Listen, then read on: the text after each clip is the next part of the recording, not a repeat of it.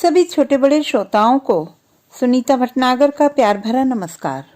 Audio stories के हमारे channel कहानी जगत में आप सभी का स्वागत है। हिंदी कहानियों की श्रृंखला में आइए आज सुनते हैं प्रेमपाल शर्मा जी द्वारा रचित कहानी के आर पार। प्रभा को मैंने इतना प्रसन्न कभी नहीं देखा। हर करवट हंसी की हिलोर। हो भी क्यों नहीं, प्रेम कहानी, और वह भी किसी जानने वाले के जानने को मिले, साबुत की साबुत एक बार में ही। कई दिनों से गुनगुनाती हंसी जब चाहे उनके चेहरे पर आ जाती और घूम घाम कर वहीं बनी रहती है, मानो कोई खजाना हाथ लग गया हो। उलट पुलट कर देखती, कभी करीने से रख देती और कभी खुद ही खुद बताने लगती। मिसेस सक्सेना कह रही थी, एक हरा सा रुमाल कभी इस कोट की जेब में, कभी उस कोट की, सारे कपड़ों को धोने के लिए दे देते, लेकिन ये रुमाल कभी नहीं निकला। ऐसा गंदा सा बदबू मार रहा था। एक दिन कोट की जेब में देखा तो मैंने कपड़े धोने की मशीन में डाल दिया। ये बाहर से लौटे थे, आते ही कोट की जेब में हाथ डाला। वे इधर उधर चक्कर लगाने लगे। मैंने कहा, बैठो तो शांति से, क्या हुआ? कोई सामान छूट गया, खो गया? बोले ही नहीं कुछ। है ना मजेदार किस्सा? मेरी तो हंसी रोके नहीं रुक रही थी। पता नहीं क्यों आदमी इतना पागल हो जाता है। किस्से के बीच प्रभा ने अपनी टिप्पणी जड़ी। मैं चुपचाप मुस्कुराता रहता हूँ, टुकड़े टुकड़े को सोचता। ज्यादा कुरेदता भी नहीं, इसलिए भी कि बिना कुरेदे ही प्रभा बता रही है, एक एक विवरण, और वह भी बार बार अलग अलग कोण से। और दूसरे इसलिए भी कि मेरी स्थिति भी तो ज्यादा अलग नहीं है। कभी कभी प्रभा के चेहरे को भय से देखता हुआ भी मेरी कहानी का जब इसे पता चलेगा तो सब हंसी फुर्र हो जाएगी, डंडा उठाकर मारने दौड़ेगी। बाप रे बाप, उसकी कहानी भी अंदर अंदर इतनी दूर तक पहुंचेगी। दूसरों की प्रेम कहानी गुदगुदाती है, अपनी कह ढाती है। प्रभा मनमर्जी टुकड़ा चुन लेती है सक्सेना साहब की प्रेम कहानी से। एक दिन कहने लगे कि उसे बस उंगली भर सिंदूर चाहिए। बोलो कौशल्या, मैं शादी कर लूं उससे? 5 दिन तुम्हारे पास रह लिया करूंगा, 2 दिन उसके पास, यानी कि शनिवार इतवार छुट्टी प्रेमिका के साथ। हम दोनों ठठाकर हंसने लगे। हद है दीवानगी की। मिसेस कौशल्या सक्सेना बता रही थी कि मैंने कहा, अभी उठा अटैची और चल यहाँ से। तुझे शर्म नहीं आती? तू जा यहाँ से, 7 दिन वहीं रहे। मैं देखती हूँ तू कैसे घर में घुसता है। तेरी पेंटिंग्स में मैं अभी दिया सलाई लगाती हूँ। डर गए, बोले, तुम बोल कैसे रही हो? मैंने कहा, बहुत सम्मान किया मैंने तुम्हारा। अब तू मेरा यह चंडी रूप भी देख ले। मैंने डंडा उठा लिया था, मेरे तो पैर में चोट लगी पड़ी है और ये मजनू इश्क में डूबे हुए। प्रभा मेरे पैर में प्लास्टर चढ़ा हुआ था, सीढ़ी पर चढ़ते चढ़ते फिसल गई थी। अब ये शरीर बूढ़ा हो रहा है, कोई बहाना चाहिए तकलीफ का, और इन्हें इश्क सूझा उन्हीं दिनों। मैं भी सन्न कि कभी कोई मीठी बात नहीं, न पास बैठना, न हालचाल पूछना। खुद को जुकाम भी हो जाए तो हम दिन रात सेवा में लगा दें। जब मुझे पता चला तो प्रभा क्या बताऊं, मन हुआ पहले तो इनसे निपटूं और फिर उस डायन का मुंह नोचूं। मैं तो 47 की बूढ़ी हूं और वो 43 की जवान बनी हुई है। तुम्हें अनुराग ने कुछ नहीं बताया? कुछ तो सुना होगा। ये बातें कहाँ छिपती हैं? मुझे लगता है इन्हें भी नहीं पता, वरना जरूर बताते। इन दोनों को बैठे रहने दो वहीं ड्राइंग रूम में। दोनों यार बहुत दिनों में मिले हैं। मैं इनकी चाय वहीं दे देती हूँ, हम ऊपर चलते हैं, तब पूरी बात बताती हूँ। मिसेस सक्सेना मेरा हाथ पकड़कर ऊपर ले गईं। अच्छा, इसलिए आप गुसुड़ गुसुड़ में लगी थी? मैंने कहानी का गेर बदला। कहने लगी, अनुराग को बताना नहीं, कोई अच्छी बात नहीं है, पर इन आदमियों की मति कब मारी जाए इसलिए बता रही हूँ। जैसे ही खाना खत्म हो, कॉर्डलेस फोन उठाएं और इधर उधर हो जाएं। बच्चे अपनी अपनी परीक्षा में डूबे थे, घंटों लगे रहते फोन पर। मैंने सोचा मार्च नजदीक आ रहा है, कुछ काम बढ़ जाता है इन दिनों। एक दिन देखा तो टॉयलेट में टेलीफोन लिए खड़े। मैं बाहर से सुन रही थी, डार्लिंग डार्लिंग। तब तक मेरी टांग नहीं टूटी थी। अब मैं पूछूं तो कैसे पूछूं? कौन डार्लिंग हो गई? मैंने तो कभी इनके मुंह से ये सुना नहीं। हम तो सीधे मुंह बात को भी तरस जाते। कैसा लगता होगा सक्सेना साहब का इस उम्र में डार्लिंग डार्लिंग कहना? तुम कह सकते हो किसी को? प्रभा बीच बीच में दिल लगी के मूड में भी है। मैं पूरे अभिनय में हूँ। कभी आंखें विस्फारित करता, कभी हंसी को रोकता, कभी अपने और मीरा के बीच चलती प्रेम कहानी को आहिस्ता आहिस्ता देखता, डरता और डूबता। मैं सिर को झटका देकर फिर सक्सेना साहब की कहानी पर ले गया। बच्चों को पता है? पता क्यों नहीं होगा? बता रही थी कि पहला संकेत तो बेटे ने ही दिया। इन्हें इलाहाबाद से लौटना था, कुछ काम की वजह से नहीं लौटे। प्रेमिका का फोन आने से पहले ही हाजिर। मिस्टर सक्सेना हैं? बेटे ने बताया कि वो तो नहीं आए। आप कौन? फोन कट गया। ऐसा 2-3 बार हुआ। गुड्डू बोला, मम्मी फोन आता है, कोई लेडी आवाज होती है, लेकिन वो अपना नाम कभी नहीं बताती। अब गुड्डू कॉलेज में जाएंगे अगले साल, कुछ तो समझते ही होंगे ना। मैं भी डार्लिंग डार्लिंग की आवाज सुन चुकी थी। हमने प्लान बनाया कि अब जैसे ही फोन आएगा तुम कह देना होल्ड करो, अभी आते हैं पापा। फोन आया। गुड्डू ने होल्ड करने को कहा और मुझे पकड़ा दिया। मम्मी यही फोन आता है, मैंने बात करनी चाहिए। अभी आते हैं, बाथरूम में हैं। आप कौन हैं? उसने फिर खट से रख दिया। फिर? अरे सुनो तो, क्या बताऊं और क्या छोड़ूं? इन्हें मलेरिया हो गया। ऐसे तमतमाते शरीर से भी फोन की कोशिश करते रहते। मैं दवा देकर रजाई उड़ाकर इधर काम निपटाने चली जाती कि थोड़ी देर में पसीना आ जाए, पर देखो तो उनकी बातें शुरू हो जाती। एक रात तबीयत ज्यादा बिगड़ गई थी। सीने पर हाथ रखकर कराहे जाएं। बहुत घबराहट हो रही है। मैं भी डर गई, कहीं कोई हार्ट की परेशानी तो नहीं है। मुंह पर पसीना। मेरा हाथ पकड़कर छाती पर रखकर कहे, कहो कि तुम रचना हो, कहो कि मैं रचना हूं, आंखें बंद। मैंने कहा, हाँ भाई मैं रचना हूँ, रचना हूँ, रचना तुम्हारी प्रेमिका। मुझे इतनी जोर से हंसी आ रही थी कि देखने में भाई साहब कितने सीधे हैं, और ये उम्र 50 से कम तो क्या होंगे। प्रभा कहानी को एक तरफ रखकर हंसने लगी थी। हाँ इतने तो होंगे ही। मेरी रील भी खुल रही है समानांतर। रात में बड़बड़ाने की आदत तो मेरी भी है। माँ बताया करती थी कि रात में उठकर बैठ जाया करता था और दिन का पड़ा हुआ खेल के कंचे कुश्ती की बातें दोहराने लगता था। Pythagoras, Newton, Akbar, Subhash Chandra Bose. सुभाष चंद्र बोस के सपने तो अब भी आते हैं। कहीं ऐसा ना हो कि मैं भी रात में मीरा मीरा कहने लगूं। मैंने पुष्टि चाही। मैं अब भी बड़बड़ाता हूँ रात में प्रभा। मुझे तो पढ़कर होश नहीं रहता। बड़बड़ाते ही होंगे, तभी तो बेटे में आए हैं ये लक्षण। उसने मेरा प्रश्न एक तरफ सरका दिया। पहले उनकी बातें सुनो, बीच में अपना पुराण लेकर बैठ जाते हो। एक तरफ मैं छाती पर हाथ फेर रही हूँ, रचना रचना कहते। बेटा सिर दबा रहा था। वह बगल में ही तो लेटता है। लड़का समझेगा नहीं पापा क्या कह रहे हैं। बेटी ने डॉक्टर को फोन किया। रात के 2 बजे डॉक्टर साहब आए। उन्होंने दवा दी, दवा खाकर सो गए। जैसे तैसे रात कटी। कितने बड़े बड़े बच्चे हैं। बेटी तो एमए में है ना? बच्चे भी क्या सोचते होंगे। मैंने कुछ कुछ नैतिकतावादी अफसोस जताया। हाँ हाँ सब समझते होंगे।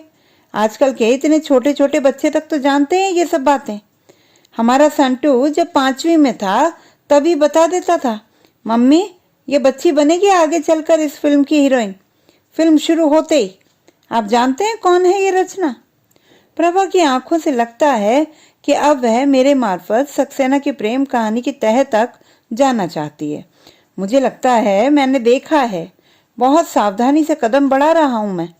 दोस्त के साथ दगा भी ना हो और प्रभा भी विश्वासघात का आरोप न लगाए कि मुझे ये बातें क्यों नहीं बताते, जबकि हकीकत यह है कि कितनों की बताएं और कितनी, और फिर इन बातों में कितनी सच्चाई होती है, कितनी अफवाह, कौन जाने। कई बार बात करनी भर चटकारों के लिए काफी होती है। मुझे थोड़ा थोड़ा याद पड़ता है, दिल्ली कॉलेज ऑफ आर्ट में इसकी पेंटिंग की प्रदर्शनी लगी थी। पेंटिंग्स बनाती है, कोई पेंटिंग का स्कूल भी चलाती है शायद वो, बच्चों का। जहाँ तक मैं समझता हूँ खुददार महिला है। हमारे सक्सेना साहब शरीफ आदमी हैं। मैं यार के बचाव में बढ़ना चाहता हूँ। शरीफ ना होते तो इसके चक्कर में क्यों जाते बेचारे। मिसेस सक्सेना बता रही थी कि इसके आदमी ने इसे छोड़ा हुआ है, अकेले रहती है। इसका आदमी भी कोई कवि ववि है इन्हें कैसे पता है? मैं जानते हुए भी प्रभा के मुंह से जानना चाहता हूँ। यदि यह बता दूं कि मैं रचना को, उसके कारनामों को इतने वर्षों से जानता हूँ, तो यह संभावना भी तो बनेगी कि फिर अपने दोस्त के प्रेम प्रसंग को कैसे नहीं जानते। प्रभा वैसे भी बड़ी शक्की स्वभाव की है। सुनो तो, कौशल्या गई थी उसके घर, बड़ी परेशान रही है उन दिनों। इन्होंने अपनी माँ को बुलवा लिया, भाइयों को खबर कर दी। मेरा भाई तो बहुत नाराज था कि जिस बहन के 4-4 भाई हों, उसकी बहन की ऐसी बेकदरी हो। मैं दर्द से करा रही हूँ, बड़े बुरे दिन थे। प्रभा क्या बताऊं, तुमने कभी फोन नहीं किया। तुम तो दिल्ली आती रहती हो, बच्चे स्कूल कॉलेज निकल जाएं और ये अपनी नौकरी पर, और वहां से कभी 10 बजे लौट रहे हैं, कभी 11। मेरी माँ ने भी इन्हें समझाया था, ये बातें दुनिया को पता चलेंगी तो तुम्हारे खानदान तक को बट्टा लगेगा। कल को अपनी बेटी को ब्याने जाओगे तो लोग थू थू करेंगे, पर कोई असर नहीं। बाबा जी से चुप बने रहते, खोए खोए से कि कौशल्या, मैं तुमको कोई तकलीफ नहीं होने दूंगा। वे लोग किस्मत के मारे हैं। आसाम में बोडोलैंड वालों ने सारे बंगालियों को बाहर कर दिया है। ये भागकर दिल्ली चले आए हैं। फिर मैंने सोचा कि मैं ही जाकर उससे मिलती हूँ, उसे भी समझाती हूँ। मैंने फ़ोन किया। फ़ोन नंबर कहाँ से लिया? कहाँ से क्या, यह तो हर जगह लिखा था, नाम पता सब डायरी में। इनके पीए को भी पता है। उसने भी इशारे से डरते डरते संकेत किया था कि आजकल बड़े उड़े उड़े से खोए से रहते हैं हमारे साहब। प्रभा ने मेरी तरफ देखा, है ना बेचारे सीधे, वरना कोई चालाक आदमी होता तो छुपा के रखता इन नंबरों को, रुमाल को। और तो और शादी सिंदूर की कहता भला, लोग चुपचाप चलाए जाते हैं ऐसे संबंधों को। छिपा के रखा तो था रुमाल, हरे वाला, बिना धोए, अनटच्ड। फिर हंसी छूटी। मैंने फ़ोन किया। मिसेस सक्सेना बताने लगी, उसके बच्चे ने उठाया था। बड़ी प्यारी सी आवाज़ थी। 2 बच्चे हैं उसके, 12 साल का और 14 साल का। मैंने पूछा, मम्मी है? मैंने बात की और कहा कि मैं आ रही हूँ। हाँ दीदी आ जाइए। प्रभा मुस्कुराई जा रही है, दीदी शब्द को कहते कहते। मैं गई, बच्चों के लिए कुछ मिठाई भी ले गई। उन पेंटिंग्स को भी रख लिया जो इन्होंने पिछले दिनों बनाई हैं। इतनी बनाई हैं कि पिछले 5 साल में भी नहीं बनाई। सारा घर भर डाला है। कहते थे मेरा कलाकार चरम पर है आजकल। फिर बीच में रुककर पूछने लगी, तुमने तो प्रभा देखी होगी इनकी इधर की पेंटिंग्स? धूमी मल में लगी थी, मुख्यमंत्री ने उद्घाटन किया था। इधर की सभी पेंटिंग्स में तुमने देखा होगा, सुडॉल ब्रेस्ट, एक दांत किनारे का निकला हुआ, बड़ी बड़ी आंखें, रंग सलेटी है या गेरुआ सभी का। एक नहाती पेंटिंग देखना, हूबहू रचना से मिलती है। जब बनाई थी तब मैंने पूछा था, कुछ नहीं बोले। फिर बोले कल्पना है कलाकार की, हमें तो ये पागल समझते हैं, रचना जी ही हैं वो। इन पेंटिंग्स की तो इतनी तारीफ हुई है कि राजा रवि वर्मा के बाद किसी ने एक से चित्रों में इतनी विविधता भरी है, रंगों की भी और रूपों की भी। इम्प्रेशनिस्ट पेंटिंग्स की वापसी माना जा रहा है इन्हें। दिखाना मुझे। अनुराग तो इनके इतने गहरे दोस्त हैं, कमाल है, उन्होंने भी नहीं बताया। अनुराग तो उद्घाटन वाले दिन भी थे। मैं भी जबरदस्ती गई थी, वरना कह रहे थे कि क्या करोगी। मैं पूछूंगी अनुराग से। हमें इसीलिए नहीं बताते ना कि हम क्या समझेंगे पेंटिंग्स। तुम्हारी रचना कल्पना की उड़ान, हम गंवार जो हैं। आपकी भी तो कोई रचना नहीं है, इसीलिए प्रभा को साथ नहीं लाते। जरूर पूछना, मुझे किसी एग्जीबिशन में साथ नहीं ले जाते, कभी कोई बहाना कभी कोई। अब रचना जी की सुनो, वो तो साफ नट गई कि मैंने तो कभी शादी सिंदूर की बात की ही नहीं। मेरी तरफ से तो कुछ भी नहीं दीदी, मैं ऐसा क्यों करूँगी। दीदी दीदी मैं कहूँ तो क्या कहूँ। मुझे सारा गुस्सा इन्हीं पर आ रहा था। उसके बच्चे पानी लाए, चाय लाए, उसके माँ बाप भी साथ रहते, पर तब कलकत्ता गए हुए थे किसी शादी के सिलसिले में। मुझे तो वो कहीं से ऐसी नहीं बुराई लगी जैसे कि ये थे। क्या पता छिपा रही हो, वरना इतने फ़ोन क्यों करेगा कोई, और वह भी रात में। अब तो नहीं है कुछ, ये तो मैंने नहीं पूछा। वैसे अब नहीं होगा, ये सब बातें थोड़ी देर के लिए होती हैं। प्रभा गंभीर हो गई। मेरा मन उसे देखने का कर रहा है, तुम तो पहचानते हो ना? हाँ हाँ, अच्छी तरह से, लेकिन मुझे ऐसी तो नहीं लगी थी कभी।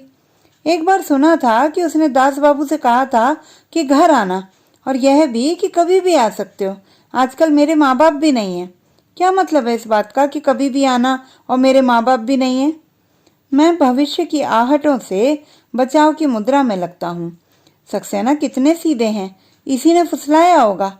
और देखो कैसे नट गई। अब तो इसका हस्बैंड भी साथ रहने लगा है। उस दिन पुस्तक मेले में दोनों साथ थे। बताना मुझे भी। हम एक रेस्तरां में बैठे हुए थे, south Indian Canara coffee house, Prabha की पसंदीदा जगह। हम बड़े दिनों से कहीं गए भी नहीं हैं। ऐसा मन करता है खूब लंबी यात्रा की जाए। बड़ी मोनोटोनस सी हो गई है जिंदगी। प्रभा ने अंगड़ाई ली। बहुत दिनों के बाद सक्सेना साहब की कहानी के पाठ ने प्रभा को रोमांटिक सा बना दिया है। क्या आपको लगता है इस उम्र में भी प्यार हो सकता है? अब सक्सेना जी को ही देखो। न चाहते हुए भी मैंने चुप्पी तोड़ी। हो सकता है, क्यों नहीं हो सकता? नेहरू, नेपोलियन से लेकर हजारों हजार किस्से हैं। मुझे नहीं लगता कि उम्र का इससे कुछ लेना देना है। प्रेम किसी कानून की किताब से न चलता है न चलाया जा सकता है। दरअसल प्रेम करना ताजगी से भरना है, युवा होना है। युवा होना प्रेम की गारंटी नहीं है। प्रेम होना युवा होने की गारंटी है। क्या सक्सेना साहब को दोष दें या रचना को? बस हो गया तो हो गया और गुजर भी जाएगा यूं ही। हो सकता है गुजर भी गया हो, बशर्ते लोग गुजर जाने दें। क्योंकि लोगों को जितना रस ताक झांक में आता है उतना किसी में नहीं, विशेषकर हमारे जैसे बंद समाज में।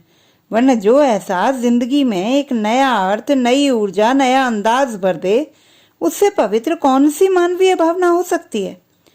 प्रभा की आंखें मेरे चेहरे पर गड़ी थी। अच्छा, बहुत बड़ी बड़ी बातें करना सीख गए हो। तुम्हारी भी तो कोई रचना नहीं है? कहीं रात को मुझसे कहो कहने के लिए कि मैं रचना हूँ, मैं रचना हूँ। मिसेस सक्सेना कह रही थी इन आदमियों का कुछ पता नहीं चलता। मैं गलत कह रहा हूँ? कोई भी कह सकता है। और प्यार क्या मुनादी करके किया जाता है? प्रभा के चेहरे की गंभीरता भांप कर मैंने तुरंत ठहाका लगाया। अरे इस उम्र में कौन घास डालता है और किसे फुर्सत है?